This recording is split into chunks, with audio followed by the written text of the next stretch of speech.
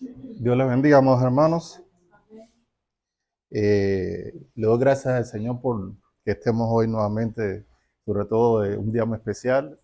Sabemos que el último domingo de cada mes, pues todos celebramos la cena del Señor. Hace un rato estuve en prueba, estaba ahí orando y de pronto sentí un olor así a marisco. Y yo decía, oye, ¿quién fue el abusador que a esta hora y en este momento, en este lugar, se atreve a ponernos en esa tribulación? Pero bueno, gracias al Señor porque tenemos tribulaciones como esa.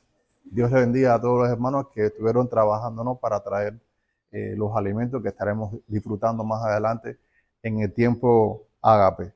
Bueno, les quisiera invitarle, por favor, aprovechando este momento que están sobre sus pies, que busquemos en Gálatas capítulo 2, el versículo número 11. Gálatas capítulo 2, el versículo número 11.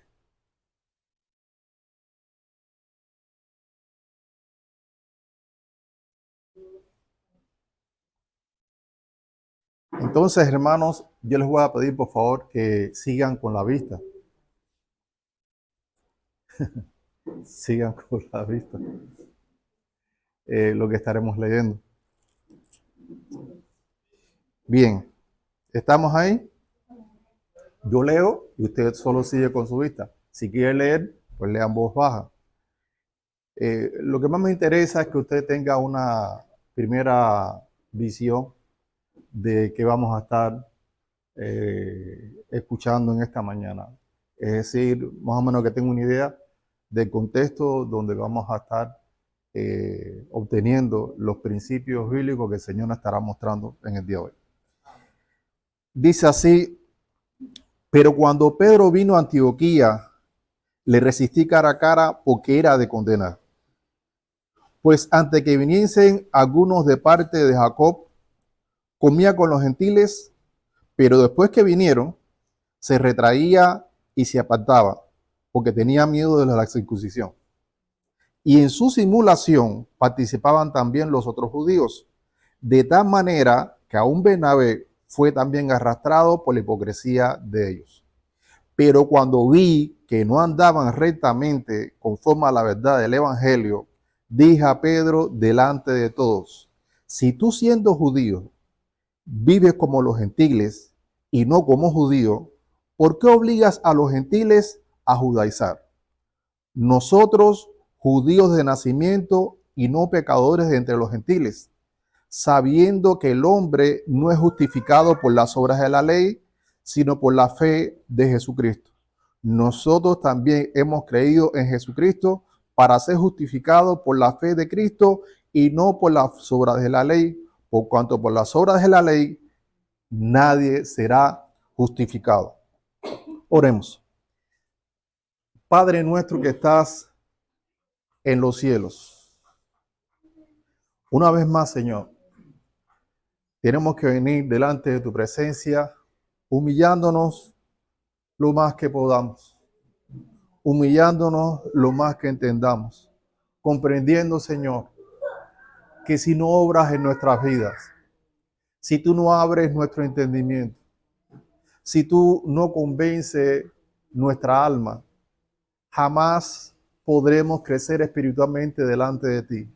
Jamás podemos entender las verdades espirituales, Señor, que tú nos estarás mostrando en esta mañana.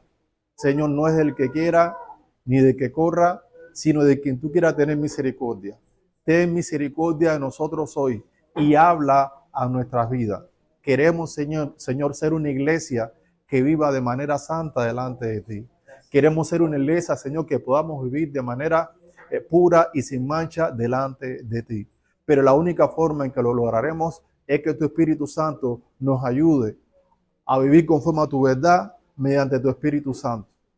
Más que ayudarnos, que Él obre en nosotros para que nos convierta, Señor, y para que tu santificación, esa obra que tú has prometido hacer en nuestras vidas, Señor, lo sigas haciendo hasta la venida de nuestro Señor Jesucristo.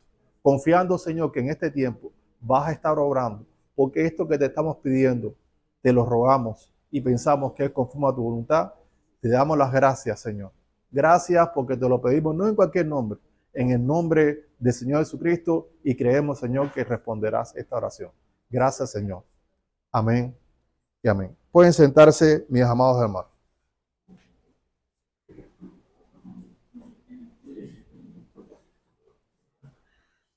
¿Cuáles son los síntomas de una posible gracia, corrijo, de una posible desgracia o tragedia? ¿Cuáles son los síntomas? Bueno, depende de la tragedia o de la desgracia que está por venir. Digamos, hay un muchacho que estuvo orando por una hermana aproximadamente unos 10 años y de pronto ya entra un noviazgo y faltan una semana para casarse, pero empieza a ver a la muchacha extraña. Antes la muchacha, cuando él le llamaba, no pasaban 3 segundos y ya ella estaba respondiendo. Ahora él le manda mensajes, 100 mensajes al día, y de los 100 solamente responde a uno diciendo, a rato te hablo, y cosas así. Entonces, los que conocen de esto y han tenido esta experiencia saben que como que cuando eso sucede, eso es un síntoma de que hay algo que está en camino. Y de pronto el muchacho descubre que la linda muchacha no quiere casarse con él. Bueno, no sé quién de ustedes ha tenido esa experiencia, pero eso, créame, para el que está enamorado, es una gran tragedia. En mi caso, por ejemplo, gracias a Dios que no iba a suceder, pero yo recuerdo que un día Rosy y yo estábamos con nuestra niña, era una bebé, y de pronto vemos que empieza a cambiar el color de la piel de su rostro. Y sabemos que los seres humanos no somos camaleones. Y vi como que de morenita se ponía como que más moradita. Y yo, ¿y qué pasó? Y a esa hora los ojos se le abrieron así. Y como era una bebé, no podía expresarse. Y yo digo, bueno, ¿qué pasó? Y empezamos a zarandearla, a moverla. Y miran como que no hacía nada. Y tuvimos que hacer lo que no puede imaginarse usted. Lo que tuvimos que hacer para poder sacarle la flamita de su nariz. Y que mi niña no se ahogara. Gracias a ese síntoma, pudimos evitar una tragedia. Entonces, hermanos, podemos darnos cuenta que después de cada síntoma o los síntomas nos pueden prevenir de una tragedia. Se pueden tomar ciertas precauciones o ciertas medidas para que esa tragedia pues no llegue. Y quiero poner por último un último ejemplo. Imagínense que de pronto, eso pasa mucho en México, la tierra se empieza a mover. ¿Qué haríamos todos? Pues salimos, no nos quedamos aquí, porque si es un terremoto, ¿qué puede pasar con las paredes? ¿Ve? Entonces podemos evitar que muchos de los que estamos aquí lleguemos más rápido a la presencia del Señor. ¿Ve? Sino que más bien lleguemos en otro momento. Entonces, hermanos, alguien se estará preguntando, bueno, Tony, ¿por qué pones estas ilustraciones? Porque hay síntomas que también pueden darnos una idea de lo que es una iglesia enferma. Una iglesia enferma. Es decir, nadie quizás en algún momento pueda pensar de que la iglesia de Rey de Reyes y Señor de Señores, que la iglesia de Dios Todopoderoso puede en algún momento enfermarse. Bueno, no solamente puede enfermarse, sino al final puede hasta ser destruida la iglesia. Entonces vamos a ver, o el propósito principal de esta prédica es que podamos discernir cuando una iglesia está enferma para poder tomar precauciones. Bien, ¿qué síntomas en este caso podemos encontrar en una iglesia bíblica que nos puede ayudar a nosotros a discernir que en estos tiempos no nos pasa lo mismo? Estamos hablando de la iglesia de Antioquía. Dice que en esta iglesia había alguien que el Señor había puesto como uno de los principales líderes de la iglesia en aquel tiempo, la iglesia primitiva, que era el apóstol Pedro. El apóstol Pedro era la máxima autoridad en ese lugar y en aquel momento. Y dice la Biblia que uno de los síntomas que podemos ver de esa iglesia es que la máxima autoridad vivía en hipocresía. La máxima autoridad de la iglesia, la persona que se supone que debería velar porque la iglesia estuviera funcionando conforme a la voluntad de Dios, estaba siendo hipócrita. De tal manera que dice la Biblia de que el apóstol Pedro era digno de condenar. Y vamos a leer para que podamos ver con claridad que lo que estamos diciendo está escrito en la palabra del Señor. Dice así: cuando Pedro vino a Antioquía, le resistí cara a cara porque era de qué? De condenar. Versículo 12. Pues antes que viniesen algunos de parte de Jacob, comía con los gentiles, pero después que vinieron se retraía y se apartaba porque tenía miedo de lo de la circuncisión.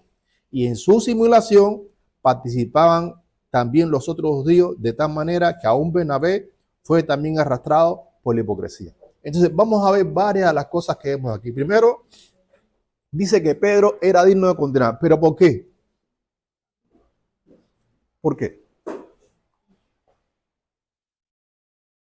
Aquí se habla de un grupo de creyentes. Se habla de un grupo de creyentes que eran gentiles. ¿Quiénes son los gentiles? Los gentiles son aquellas personas que no formaban parte del pueblo de Israel. Ahora, la Biblia enseña o revela que Pedro se metía en la casa de esa gente y él vivía como un gentil más. ¿Los judíos comían carne de puerco? No. ¿Comían camarones? No. ¿Los judíos guardaban el sábado? Sí. Bueno, cuando Pedro vivía con los gentiles, él ni guardaba el sábado, él ni comía carne, él comía carne de puerco y él comía camarones. Ahora esto lo digo para que tengan una idea, no es que sea así, ¿no? No me digan, no, Tony, ¿y de dónde sacan los camarones? Es para que tengan una idea.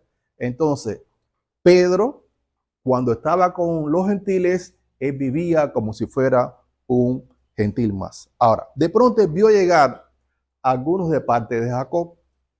¿Quién era Jacob? Bueno, Jacob en el pueblo de Israel, en Jerusalén, en la iglesia que estaba en Jerusalén, era uno de los principales líderes de la iglesia. Es más, de los tres líderes así más reconocidos estaba Juan, el apóstol Juan, el apóstol Pedro y Jacob.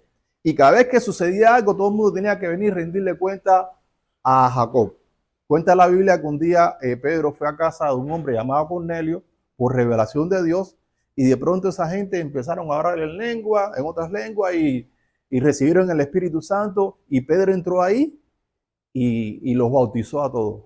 Y cuando regresó a Jerusalén, lo estaba esperando Jacob. Oye, Pedro, ¿qué tú hacías metido en casa a los gentiles? Tú eres tremendo pecador. Ah, claro, no era así. Estoy dramatizando para que tenga más o menos una idea de cómo era la historia. Imagínense que los judíos, en vez de ser judíos, eran cubanos. Y por eso hablaban así. Oye, Pedro, ¿qué te pasa? ¿Cómo tú estás metido en casa a los gentiles? Tú eres tremendo pecador. Porque para los judíos, los gentiles no eran salvos. Es decir, para los judíos, en el corazón de los judíos, aún siendo cristianos, ellos pensaban que la salvación que el Mesías solamente era para ¿quién? Para el pueblo de Israel. Ahora fíjense qué cosa. Se supone que Cristo le dio la misión de ir por todo el mundo y hacer discípulos. Y de ir por Jerusalén, por Judea, Samaria, hasta el último de la tierra y predicar el evangelio a toda criatura, ser discípulos, etc. Se supone que era para todo el mundo, no era solamente para los judíos. Pero estaba tan endurecido el corazón, en este caso los apóstoles, que ellos en su corazón todavía sentían que para los gentiles eso no era. Entonces le reclaman a Pedro y Pedro dice, bueno, yo no sé, el problema es que yo estaba en una azotea y Dios me habló y Dios me mostró una visión y fui y llegué a casa de Cornelio y empezaron a orar en otras lenguas, recibieron el Espíritu Santo. Y si ellos recibieron el Espíritu Santo al creer en Jesús igual que nosotros, ¿quién soy yo para no bautizarlo? Entonces Jacob razonó y bueno, si es así, entonces pues ni modo. Qué interesante, ¿no? Resulta ser que ahora también los gentiles también están llamados a ¿qué? A ser salvos. Pero hay un problema. Que ellos solamente ya no aceptaban que los gentiles debían ser salvos, sino que le agregaron que tenían que circuncidarse. ¿Saben lo que es la circuncisión? En el caso de los varones tenemos un aparato, que ustedes saben cuál es, que hay una parte que eso se corta y entonces al final, según los judíos, eso formaba parte de asegurar el pacto que tú tenías para con Dios. Por lo tanto, para tú poderte ser salvo, tenía que hacerte ese trabajito. ¿Se imaginan eso? Bien.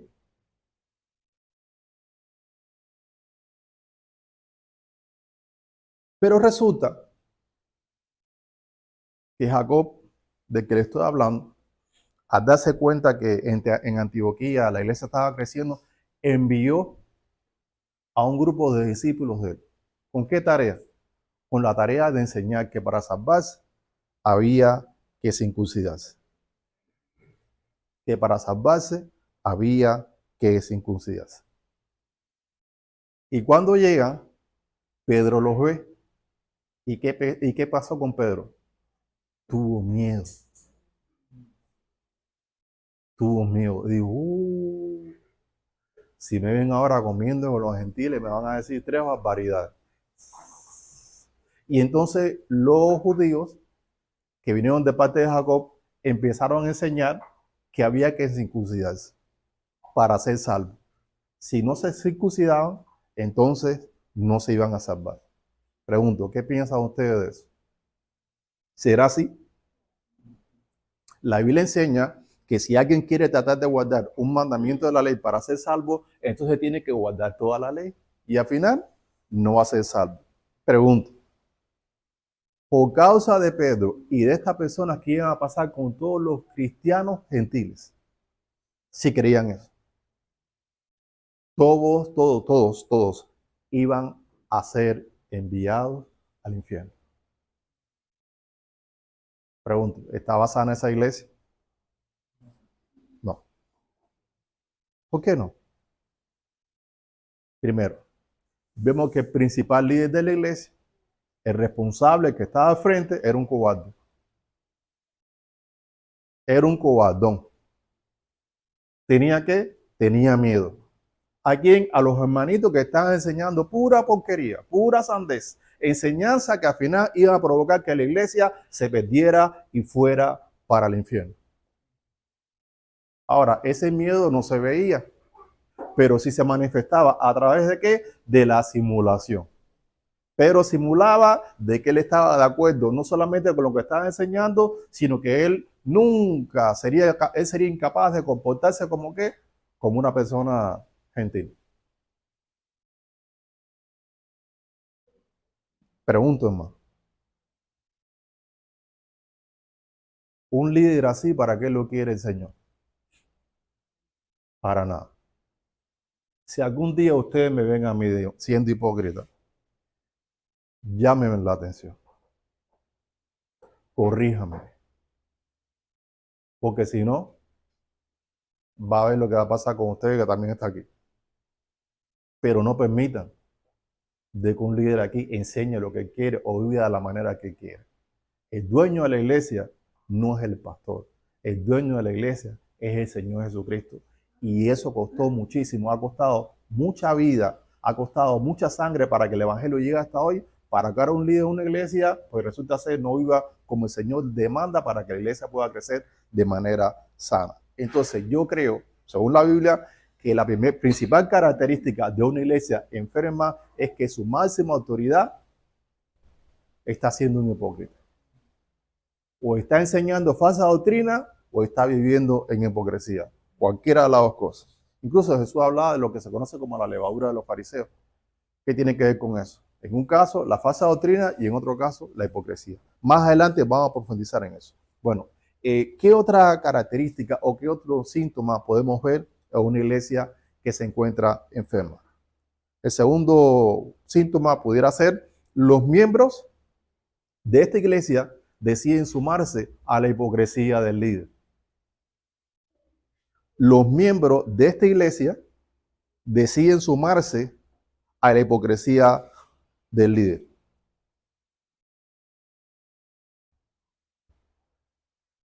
Dice que la Biblia que los judíos, que eran cristianos, que estaban ahí en la iglesia de Antioquía, se sumaron a simular que todo estaba bien. Dice que se sumaron. En vez de oponerse, se unieron. Una vez me tocó ir a una iglesia a dar un curso.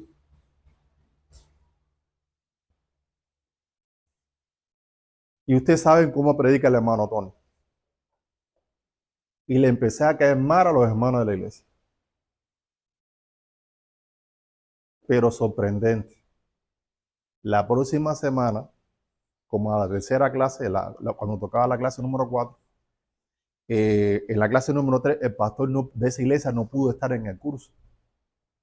Y la semana siguiente me estaba esperando el pastor con una comitiva. Y el pastor me dice, hermano, parece mentira, yo le di la confianza a usted y usted se puso a enseñar aquí falsa doctrina en la iglesia. Y le digo, no, hermano, no, como hay falsa doctrina, aquí está todo lo que yo estoy enseñando. Usted sí lo enseñó, hermano. Y sale la esposa. Tú sí lo enseñaste. Y salieron otros hermanos. Sí, hermano, usted lo enseñó. Es como, por ejemplo, que alguien le diga a usted que yo estoy enseñando aquí que para salvarse hay que traer Coca-Cola. Algo parecido así. Ustedes conocen cómo predicamos acá, ¿no? Obvio, usted me conoce y usted no va a creer. Bueno, en este caso, algo parecido pasó. Estaban diciéndome de que había enseñado algo que yo me opongo a eso. No sé cómo se dirá aquí, pero en Cuba dicen, le hicieron la cama. Le hicieron una cama, es decir, como le hicieron una emboscada.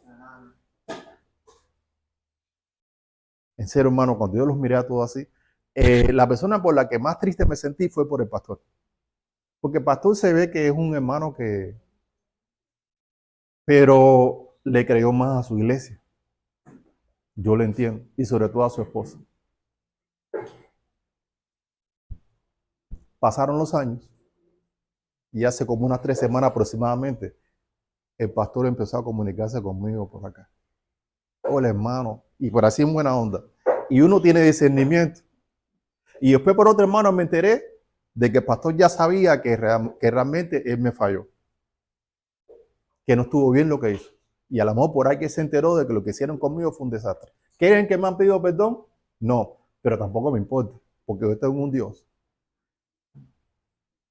que ese es el que a mí no me puede rechazar. Las enseñanzas que el Señor iba a llevar a esa iglesia, por algo Dios quiso que yo no fuera más, porque si Dios quisiera, yo hubiera continuado en esa iglesia. Entonces lo más probable es que esa iglesia, por lo que se vio, no era una iglesia que necesitaba las enseñanzas que el Señor a través de mí, pues quería dar. Y entonces el Señor me ahorró ese proceso. Ahora, claro, aquí yo no soy importante. El importante es el Espíritu Santo. Ese día a mí no me rechazaron. Al que rechazaron fue al Señor. ¿Y todo por qué? Porque había una iglesia hipócrita. Hermano, si aquí en algún momento en esta iglesia se levanta alguien, sea Marvin, mi esposa, quien sea, y usted está viendo que lo que está enseñando no es conforme a la Biblia, no se sume. Porque usted también será entonces digno de qué? De condenar. No se sume. Y no tenga miedo. O es que es mi amiguita, entonces si me voy en su contra, entonces ¿qué me va a pensar? Si está pecando contra Dios y contra la iglesia, no es su amiguita, es enemigo de su papá. ¿Y cómo alguien puede decir que es amigo mío si odia a mi papá? ¿Y de qué papá estamos hablando? Estamos hablando de nuestro Dios. Y tampoco es amigo de Jesús. Si hay alguien que odia a mi hermano y quiere destruir lo que mi hermano quiere hacer, está hablando de Jesús, tampoco es mi amigo. Mi amigo son los que hacen la voluntad de Dios. Son los que oyen la voluntad de Dios y lo hacen. El que no iba así, ese no es nuestro amigo. Entonces hemos visto dos cosas. Líder corrupto e iglesia hipócrita. Ambas cosas son síntomas de una iglesia enferma. Bien. En tercer lugar, líderes que se dejan arrastrar por la hipocresía. En una iglesia normalmente está el líder principal, está la iglesia, pero hay un liderazgo que forma parte de la columna de la iglesia, los que sostienen a la iglesia. Son líderes que tienen que tener ciertas características para poder llegar a, como mínimo, por ejemplo, tienen que tener buenos testimonios, estar llenos del Espíritu Santo y llenos de sabiduría, como mínimo. Entonces, esos líderes en la iglesia tienen la responsabilidad de apacentar a las ovejas y de cuidarlas. Estos líderes, si ven que el líder principal y que las ovejas se están descarriando, ¿qué tienen que hacer? Salir al frente. No lo hago porque sería hacerle tropiezo y a lo mejor se van para el infierno. Pero sería bueno un día venir y enseñar una falsa doctrina, que yo sepa que más bien se va a dar cuenta que es una falsa doctrina, a ver qué va a hacer. Y si no me dice nada en el culto, cuando termine le doy tremenda regañiza. Así que ya sabes.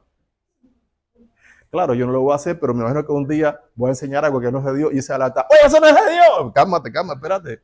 Pero así va a actuar. Así va a actuar. Yo prefiero a alguien que en un culto me haga pasar vergüenza que en un cobarde. En esta iglesia no deben haber cobardes. Tenemos que ser gente valientes en Cristo. Y si usted es cobarde, pídale al Señor que le dé valentía. Y Él lo va a entrenar. Cuando va por la calle, le va a salir un perro y el Señor le va a decir, no corra.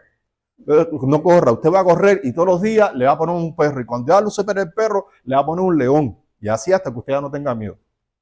O pregúntele a Pedro. De él estamos hablando. Perdón. Pedro en un principio tenía miedo, está bien así, gracias. En un principio tenía miedo de predicar, es decir, reconocer que Cristo era su Señor, pero vemos que después de Pentecostés eso cambió, ya no tuvo miedo, hasta lo metieron en prisión por predicar a Jesucristo. Pero ahora perdió el miedo hacia quién, hacia las personas que lo buscaban para matarlo por predicar a Cristo, y ahora le tenía miedo a quién, a los miembros de la iglesia que enseñaban pura falsa doctrina. Entonces, ¿qué tiene que hacer el Señor? El Señor tenía también que tratar con él. Entonces, hermano, es necesario que en la iglesia los líderes que están al cuidado de la iglesia no se dejen arrastrar por la hipocresía. Ahora, ¿de quién estamos hablando aquí? Estamos hablando de Bernabé. Yo tengo una duda, pero por lo que he visto ahora, Bernabé como tal no fue el mentor de Pablo, fue Gamaliel. Pero sí eran compañeros en cuanto a la labor misionera. Ellos iban juntos de ciudad en ciudad, predicando el evangelio y haciendo discípulos. De ese Bernabé estamos hablando. Alguien que conocía a Pablo, alguien que escuchaba la doctrina que Jesucristo le había dado directamente a Pablo. Y resulta que estando ahí, él al ver, si Pedro está mal, la iglesia está mal, y lo que viene de parte de Jacob está mal, pues ¿sabe qué? Pues yo me sumo. No estuvo bien Bernabé. Se necesitan, hermanos, líderes en esta iglesia que estén dispuestos a qué? A enfrentar la falsa doctrina, a enfrentar la hipocresía, para que la iglesia se mantenga sana. Y un último síntoma de una iglesia enferma, que en ella hay muy pocos verdaderos discípulos.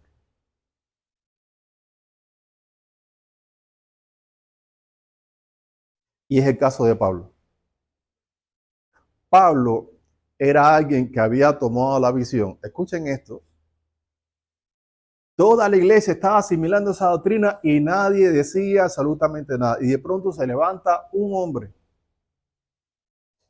que había tomado la decisión de no ser rebelde a la visión celestial que Jesucristo le había dado. Jesús le dijo, te voy a enviar a todos los gentiles para que le abran los ojos y se conviertan de las tinieblas a la luz, de la potestad de Satanás a la de Dios, y reciban por la fe que es en mí el perdón de pecado y herencia entre los santificados. Y aparte de eso, les dice que tienen que circuncidarse. ¿Eso dijo Jesús? No, Pablo lo sabía. Y Pablo se levanta y dice, este es mi momento. Este es mi momento de glorificar a Dios, pero hay que ponerle freno a esto. ¿Y qué fue lo primero que hizo?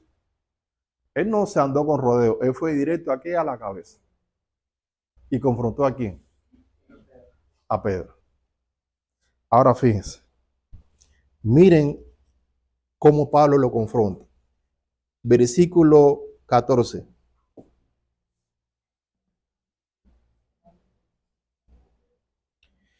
Pero cuando vi que no andaban como rectamente, conforme a la verdad del evangelio, dije a Pedro delante de, si tú como judío, perdón, repito, si tú siendo judío vive como los gentiles y no como judíos, a mí la preguntita que le hace, ¿por qué? ¿Qué cosa? Obligas. ¿Están escuchando lo que estaba haciendo Pedro? ¿Están viendo a Pedrito? Estaba obligando ¿a quién? A los gentiles, ¿a qué? En este caso, se judaizaran por medio de la circuncisión.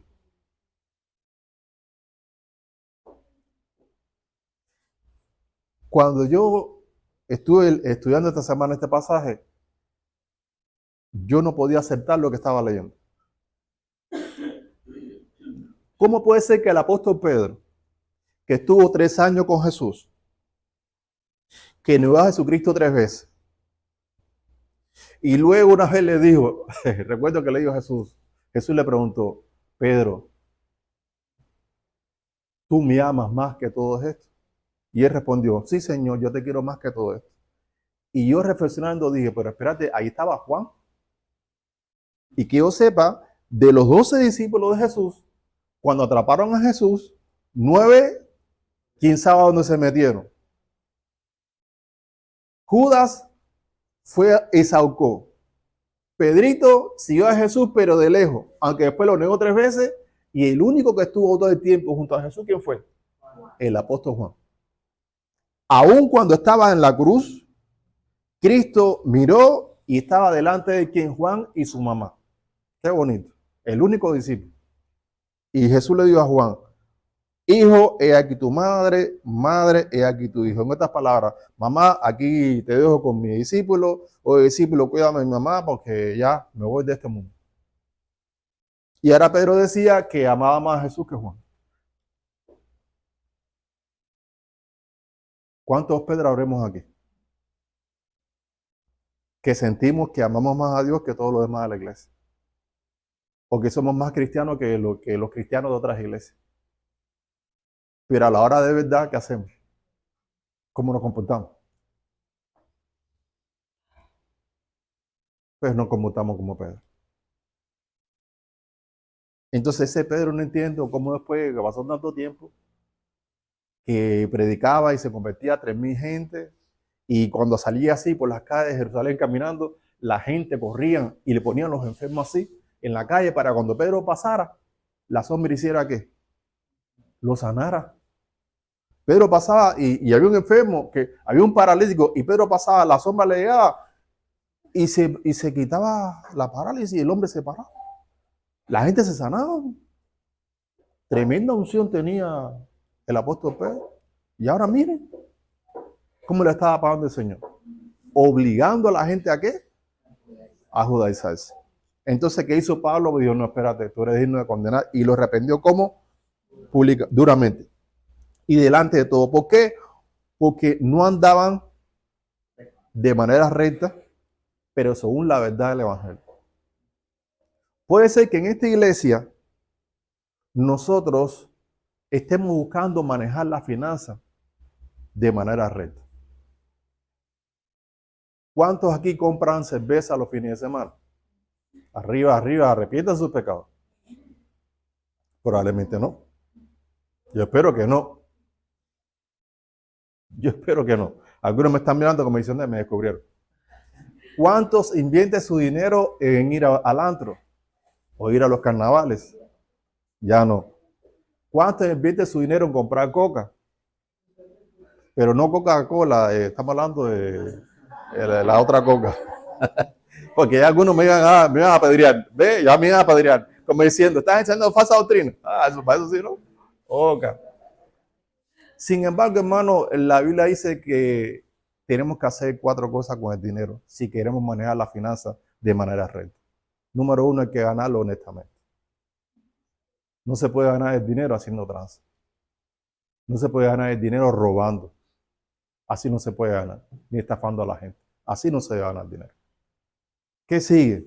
Pues el dinero que usted tiene, pregunto, ¿es suyo? ¿Cuántos tienen dinero aquí suyo? ¿Ven qué espirituales son? Mi mami tiene una sonrisa como diciendo, Tony, ya sé por dónde viene. Sí, por allá, hacia allá vamos. El dinero que tenemos no es nuestro. El dinero que tenemos es de Dios y somos administradores de los bienes de ¿quién? Que Dios nos da.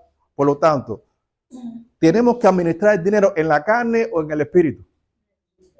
En el espíritu. Por lo tanto, si vamos a administrar el dinero en el espíritu, ¿quién nos tiene que guiar a hacer lo que tenemos que hacer? Pues de nuevo. Es que mi carne no quiere hablar de eso, pero voy a hablar en nombre de eso. Y no hay miedo. ¿Quién tiene que guiarnos a obrar en cómo administrar el dinero? ¿La carne o el Espíritu Santo? Nadie me responda. ¿Cuántos aquí, cuando reciben el dinero, le preguntan al Espíritu Santo qué va a hacer con el dinero? Porque el Espíritu Santo, una vez que nos lleva a ganar el dinero honestamente, porque es Él, si nosotros no trabajamos para el Dios del dinero, nosotros trabajamos ¿para qué? Para Dios. Y entonces cuando trabajamos para Dios, entonces Dios nos recompensa y con ese dinero tenemos que hacer algo. Son 3 cosas. Primero, dar generosamente. ¿Qué da generosamente? Pues hay personas que tienen necesidad. Digamos, el vecino, un niño que a lo mejor no tiene zapatos para la escuela, Marvin que a lo mejor necesita...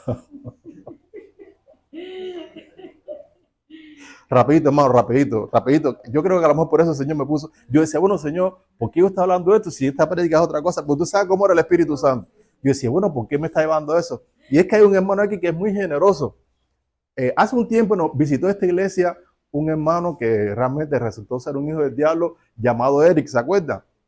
Y ese Eric le tumbó al hermano Marvin 1,000 pesos. De todos los que, porque a mí me tumbó 200, a otros quizás cuánto, pero a 1,500. Mi amor, pero yo pensé que eran 200, ¿por qué más sufrí así? Bueno, Marvin me ganó, porque a Marvin le tumbó 1,000.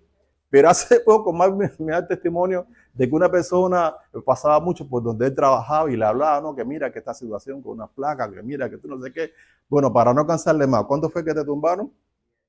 10, pero no 10 pesos, 10,000 pesos. ¿Ves? Por eso yo creo que era bueno. Entonces, si hay alguien generoso en la iglesia, yo hasta me siento mal por decirlo, porque me metí en problemas. Ahora ya tengo que apoyar al hermano. Ahora, el hermano necesita ayuda. Y Marvin no es cualquier hermano que hay en la iglesia, él es un hermano que tiene buen testimonio y que se ve que está creciendo y está siendo discípulo. Y usted ve que le alten que lee de vez en cuando, pero así todo, él sigue sirviendo en la iglesia. Entonces, el Espíritu Santo, repito, nos puede ir a que lo apoyemos. O a lo mejor a que no le demos. ¿Para qué? Para que él aprenda antes de dar, orar y no dejarse guiar por las emociones. ¿Ves? Y consultar con el Señor, porque si consulta con el pastor, a lo mejor se mete en un problema peor. ¿Ves? Entonces, esa es una manera de dar generosamente, viendo a ver, buscando en la iglesia quién tiene necesidad. Y no voy a hablar de mí porque ustedes saben. Es decir, la Biblia enseña que el obrero es digno de su salario y que no se le puede poner a gozar a boiquetría. Si alguien en la iglesia no quiere apoyarme económicamente, no hay problema. Usted nada más tiene que imaginarse que me está poniendo un bozal para que no coma y que me muera de hambre. Alguien diría, hermano, nos está manipulando. No, es que eso es lo que dice la palabra, entonces tenemos que enseñar lo que la Biblia dice. Usted lo que tiene que hacer nada más es preguntar al Espíritu Santo si quiere que usted me dé. Si el Espíritu Santo te dice, no le dé nada, al contrario, ve, pídele, que yo le voy a poner en el corazón que te dé. Y si no te da, se va a sentir peor. Usted obedezca al Espíritu Santo, porque aquí todo tiene que ser guiado por el Espíritu Santo, no por lo que te diga el hermano Tony. Y es el Espíritu Santo quien te va a poner la carga de dar o no dar. Pero hay que enseñarlo. Bien. Aparte de dar generosamente, ¿qué más hay que hacer con el dinero? Pues gastar. Habló mi esposa. Amor, amor. Amor, tú eres medio idónea, no seas así. No, no, no. Gastar sabiamente. Gastar con sabiduría. Hermanos, hay veces que compramos cosas que la usamos una vez y ya. Miren, hace poco, ¿sabes qué fue que compré allá en la tienda? Compré eso que se usa para hacer tortillas. ¿Cómo se llama? ¿Eh? Aplastadores, sí, para aplastar la masa de tortilla y hacer tortilla. Pregúntele a mi esposa y a mi hija o al hermano Tony cuándo lo hemos usado. Ni una sola vez. Ah, lo usaste, mi amor, pero ¿cuántas veces lo has usado? Bueno, una vez, pero ya no se acuerda. Es decir, a veces que compramos cosas que ni vamos a usar, entonces eso no es gastar con sabiduría. ¿Ves? Si usted va a comprar mandado, compre lo que va a consumir, porque si no, a veces compra mucho y después se le echa a perder. Y ese dinero es dinero que se pierde y no es suyo, es del Señor. Y a lo mejor una persona como el hermano Marvin o no sé, como otro hermano lo necesitan y que usted pudo usar ese dinero para hacer de bendición para ellos. Y por último, invertir ¿cómo? Cuidadosamente. El dinero, si usted guarda 100 pesos o digamos 2,000 pesos, cuando pasen 5 años, esos 2,000 pesos ya no rinden igual por el dichoso fenómeno de la inflación. Entonces, mientras más pasa el tiempo, si usted tiene dinero guardado, ese dinero va perdiendo valor. Entonces, ¿qué es lo que se recomienda? Que usted en su vida invierta, no sé, venda hielito, venda, no sé qué. Yo en mi caso, ¿cómo invierto? Por ejemplo, el dinero que a mí ¿cómo yo lo invierto? En haciendo materiales para la iglesia y libros, manuales. Por ejemplo, ahora para la próxima semana ya va a salir el folleto de la bienaventuranza, es decir, no es estudio bíblico, un comentario bíblico que el Señor me llevó a hacer respecto a la bienaventuranza y así continuar después con el sermón del Monte. Entonces, esa es mi manera. Ahora, en el caso suyo, órele al Señor y de esa manera, ¿qué va a pasar? Que entonces usted va a estar usando su dinero como Dios quiere, pero de manera recta. ¿A dónde quiero llegar? No es lo mismo buscar andar de manera recta a mi manera que andar de manera recta como ha estado establecido en el Evangelio, como ha estado establecido según las enseñanzas del reino de Dios. Y en eso era lo que Pablo estaba viendo que no estaban haciendo los hermanos en la iglesia. No estaban viviendo de manera recta como Dios había establecido, sino como Dios quería. Entonces, Pablo, otra cosa que hizo fue que enfrentó cara a cara a Pedro. ¿Para qué es cara a cara? Ya lo dice la frase. De frente. De frente. Pablo no andaba por ahí hablando de que no, es que el pastor, Pedro, que se piensa. Pero yo no le digo nada porque ya sabe, no quiero faltar de respeto y yo no quiero problemas. No, no, no, no, no. Pablo no era chismoso. Pablo no amaba la murmuración. Pablo iba a la fuente del problema. Y cara a cara, confrontó a quién? A Pedro. Eso es de valiente. ¿Y cómo lo confrontó? Pues conforme a la verdad. Si usted algún día se me acerca a confrontarme, antes de confrontarme, verifique bien que lo que me va a decir es conforme a la palabra, porque puede pasar una vergüenza. Yo no lo voy a hacer sentirse mal, pero usted se va a sentir mal porque yo voy a ir a la palabra. Si lo que usted me va a decir no está en la palabra, no me lo diga. Y si me lo va a plantear, plantéemelo como mire hermano, tengo esta duda. Pero si usted está viendo que si hay una violación genuina en la palabra, ahí sí, confrónteme como usted quiera. Y no va a haber problema. Dios permita que en ese momento yo tenga la humildad suficiente como para escucharlo. Y que no caiga en la situación del apóstol Pedro, sino más bien esté dispuesto a escucharle para convertirme y arrepentirme del pecado que esté cometiendo. En resumen, una frase, hermano, que yo decidí poner aquí, en esta parte del punto de Pablo. ¿Por qué? Porque es la clave. El perfecto amor, ¿qué? El perfecto amor echa fuera el temor. Perdón. ¿Qué fue lo que motivó a Pablo a actuar así? ¿Qué fue lo que impulsó a Pablo a no tener miedo. El amor. Si usted vive la Biblia y hace todo lo que Dios manda, pero su motivación no es el amor, usted va rumbo al infierno. Pablo decía, en Cristo no importa si tú eres güerito, blanquito, si eres judío, si eres gentil, si eres fuertecito, si eres flaquito. En Cristo solamente importan dos cosas. Primero, la fe. ¿Qué es la fe? Le creo a lo que Dios me dice. Y segundo, eso que Dios me dice, yo lo hago como una expresión de amor a Él. Eso es lo único que importa en Cristo. ¿Usted quiere ser un cristiano de excelencia? Pues lea la Biblia, venga a los cultos y en la hora que sea, el momento que sea, que usted escuche la voz de Dios, usted créala a Dios. Nada más verifique que lo que se está hablando es conforme a la voluntad de Dios. Y si usted le cree a Dios, esa fe, si es genuina, te va a impulsar a qué? A hacer obras.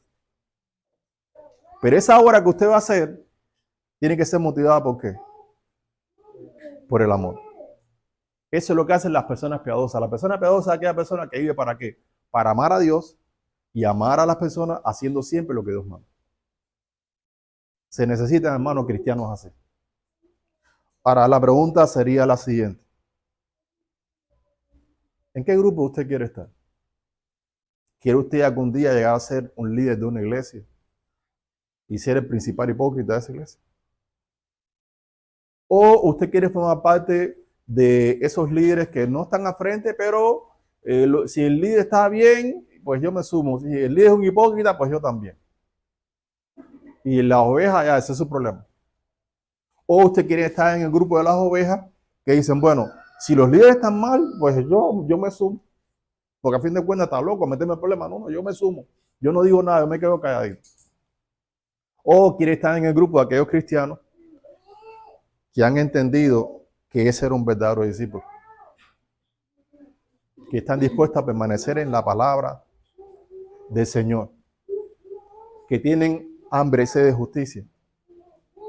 Que tienen siempre la disposición de ser manso delante de Dios. Y que están dispuestos a que aunque hablen más de ellos, los persigan, los ultrajen, están dispuestos a ¿qué?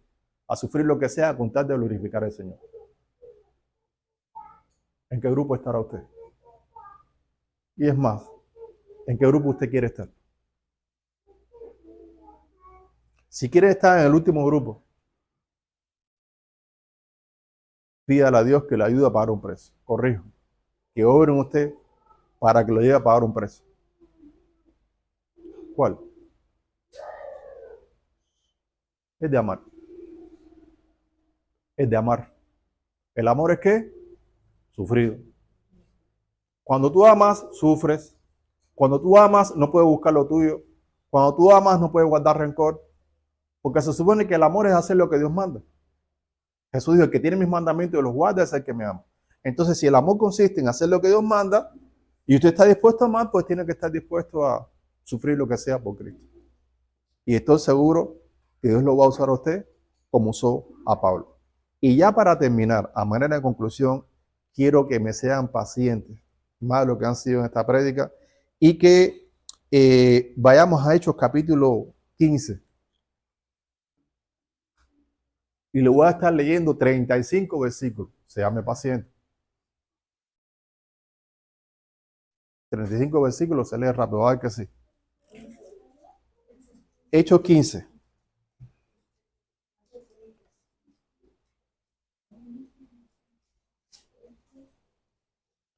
Y vamos a ver qué pasó con el tiempo.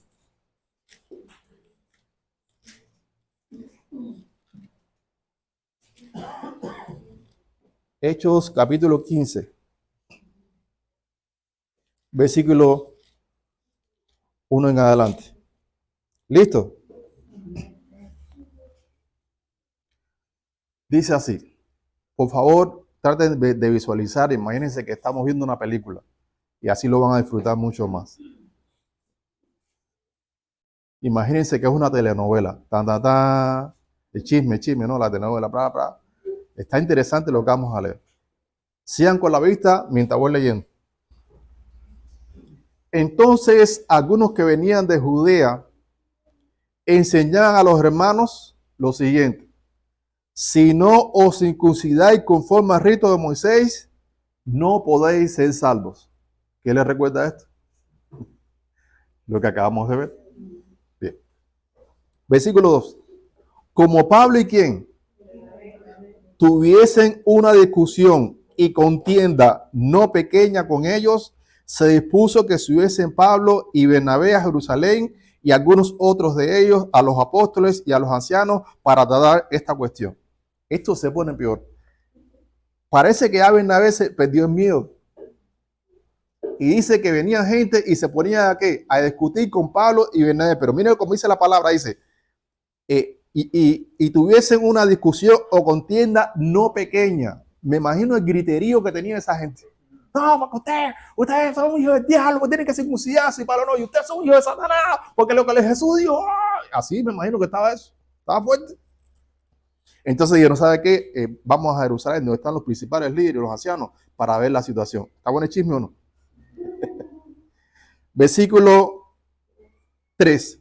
Ellos pues, habiendo sido encaminados por la iglesia, pasaron por Fenicia y Samaria, contando la conversión de los gentiles y causaban gran gozo a todos los hermanos. Es decir, venía ahora Pablo y Bernabé predicando y hablando de lo que, dando el testimonio, ¿no?, de lo que pasaba con los gentiles y todo el mundo contento.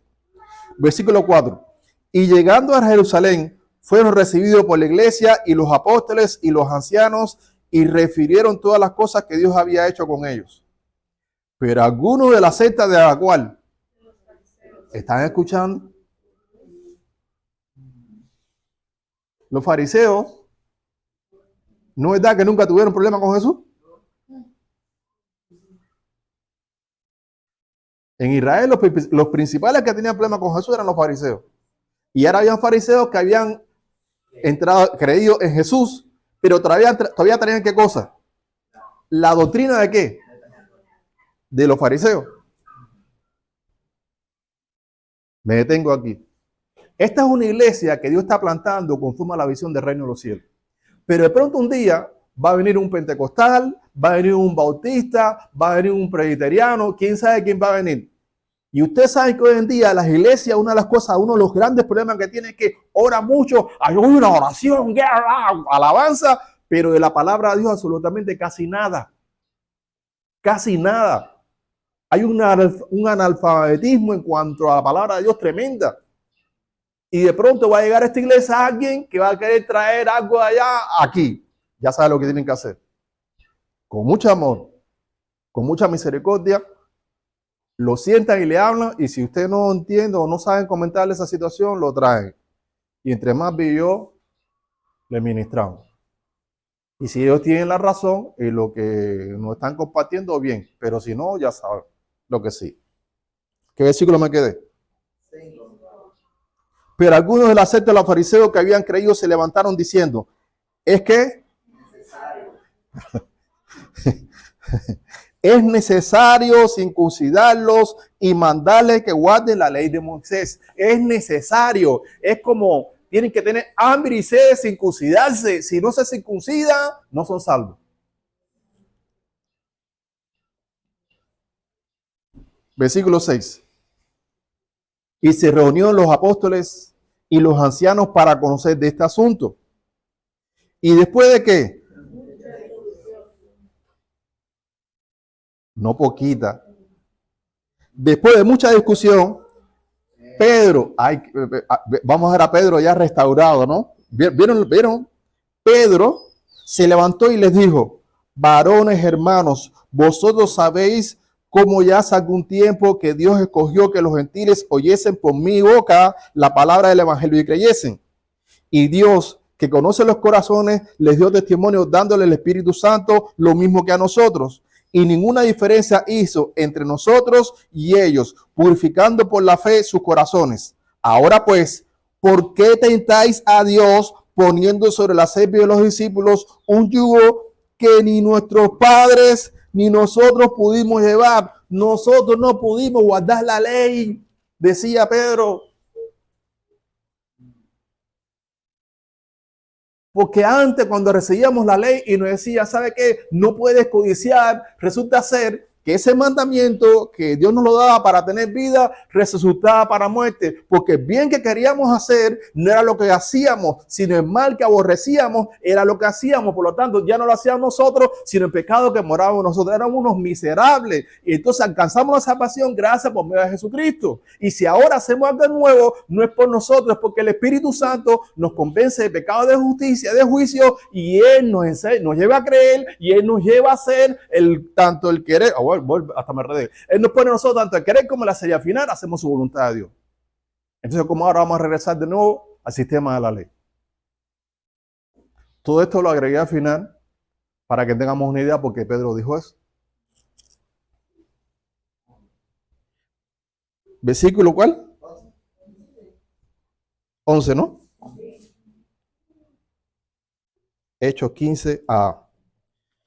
Antes creemos que por la gracia del Señor Jesucristo seremos salvos de igual modo que ellos. Entonces toda la multitud que hizo, ¿quién habló ahora? El principal, el líder, el que estaba frente de quién, el apóstol de los judíos, porque el apóstol de los gentiles era Pablo. Cayó y oyeron a Bernabé y a Pablo que contaban cuán grandes señales y maravillas había hecho Dios por medio de ellos entre los gentiles. Y cuando ellos callaron, Jacob, ¿quién era Jacob? El que mandó a quién? A los discípulos a judaizar, a que la gente se circuncidaran, ¿dónde? Allá en la iglesia de Antioquía. ¿Ven que está bueno el chisme? Está bueno el chisme. Y cuando ellos callaron, Jacob respondió diciendo, entonces la gente dijo, ¿qué va a decir Jacob? ¿Qué va a decir Jacob? Bueno, varones hermanos, oídme. Simón ha contado cómo Dios visitó por primera vez a los gentiles para tomar de ellos pueblo para su nombre. Y con esto concuerdan las palabras de los profetas como está escrito. ¿Ve? ¿Qué hizo que Jacob entendiera? La palabra. Porque tanto Pedro como Jacob eran verdaderos discípulos de Jesús, solo que todavía tenían problemas en su alma y el Espíritu Santo tenía que hacer una labor. ¿Y cómo hizo la labor? Por medio de la palabra. Y a través de una persona que no tuvo miedo de decirle que, ¿sabe qué? La Biblia dice, la Biblia dice, la Biblia dice. Y tú no estás bien, tú estás mal. Versículo 15. Y con esto concuerdan las palabras de los profetas como está escrito. Después de esto volveré y reedificaré el tabernáculo de David que está caído y repararé su ruina y lo volveré a levantar para que el resto de los hombres busque al Señor. ¿Para que el resto de quién? Es decir, tanto judíos como gentiles. Y todos los gentiles sobre los cuales es invocado mi nombre, dice el Señor, que hace conocer todo esto desde tiempos antiguos. Por lo cual, decía Bernabé, yo juzgo que no se inquieta a los gentiles que se convierten a Dios. Ya no me lo molesten más. Ya no le digan ya que tienen que circuncidarse, sino que se les escriba que se aparten de las contaminaciones de los ídolos y de la fornicación y de ahogado y de sangre. Que no voy a explicar esto porque si no, nunca vamos a terminar la predica. 21. Porque Moisés desde tiempos antiguos tiene en cada ciudad quien lo predique en las sinagogas donde es leído cada día de reposo.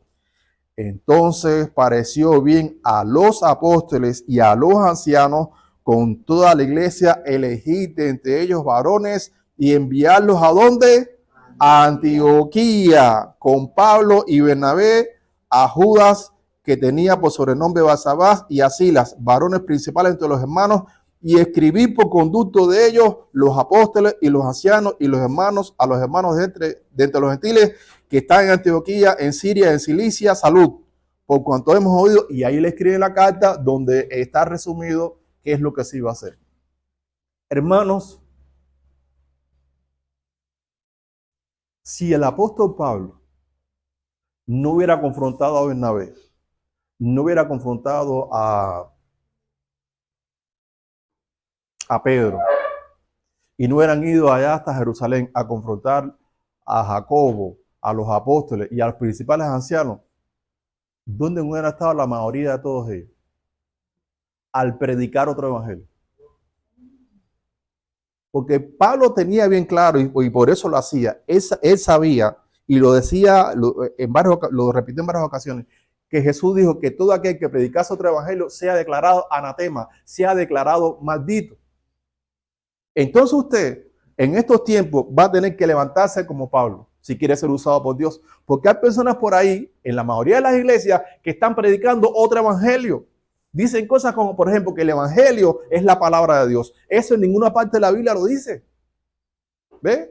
Que el evangelio, tengo que creer en los 4 evangelios. ¿Qué 4 evangelios? O sea, Mateo, ese no es el evangelio. El evangelio, como decía Pablo, que me gusta como lo dice, este es el evangelio que yo les enseñé a ustedes, que les prediqué y que ustedes lo recibieron y que se supone que debe estar permaneciendo en él. Porque si ya se les pidió el evangelio, entonces creyeron en vano. Y es que Cristo fue crucificado conforme a qué? A las escrituras. Y resucitó el tercer día conforme a las escrituras. Y conocer esto tampoco es suficiente. Hay que entender qué pasó ahí, que nosotros como iglesia, gracias a Dios, lo conocemos. Y hoy en día hay muchas iglesias que son iglesias anatemas porque no se predica el evangelio. Y es nuestra responsabilidad, cuando nos encontremos un cristiano por ahí que no sepa el evangelio, hacer con ellos lo que Pedro, en este caso lo que Pablo hizo con Pedro y hizo con los demás apóstoles y con los ancianos. La pregunta es, ¿cuántos tienen miedo de hacer eso? Porque si tienen miedo no lo vas a poder hacer.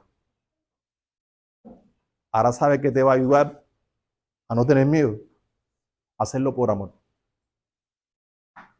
Tu motivación no va a ser ir y discutir con la gente, es amar a la gente. Porque si no conocen el evangelio, hermanos, se van para el infierno. Entendamos eso. Se van a ir para el infierno. Esto no es para echarle miedo, es una realidad. Un bebé cuando nace, ¿cómo nace? La gente dice, que es un santo. No, ese bebé trae algo que es tremenda maldición para su vida, que es el pecado. Nada más dejen crecer al bebé para que usted se dé cuenta. Y de pronto ese bebé, cuando pasan 15, 20, 30 años, es el peor borracho del barrio. Es un sicario, es un violador. Y uno dice, oye, ¿y qué le pasó al bebé? No, es que el bebé nació con algo que lo lleva a eso y su destino es el infierno. Y es la responsabilidad de la iglesia que Dios ha levantado en este mundo, entrar en el camino de esa persona, predicar el evangelio para que Dios lo saque de esa tiniebla y lo traiga a la luz. Pero si tenemos miedo, y lo peor que hay personas que quieren salir de este camino y entran a religiones donde se predica otro evangelio.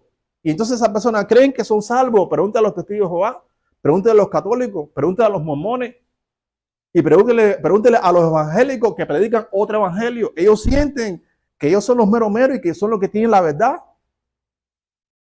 ¿Y a dónde van? Al infierno. Cuando están en el infierno van a decir, oye, pero ¿por qué sí? Señor, si yo hice. Y el Señor le va a decir, yo nunca te conocí. Apártate de mí. Por eso necesitamos, hermanos, ser valientes. Y ser como el hermano Pablo. Y no ser ni como Pedro, ni como estos hermanos, ni como Bernabé. Bien. ¿A cuánto Dios les ha hablado? Bueno, entonces vamos a orar.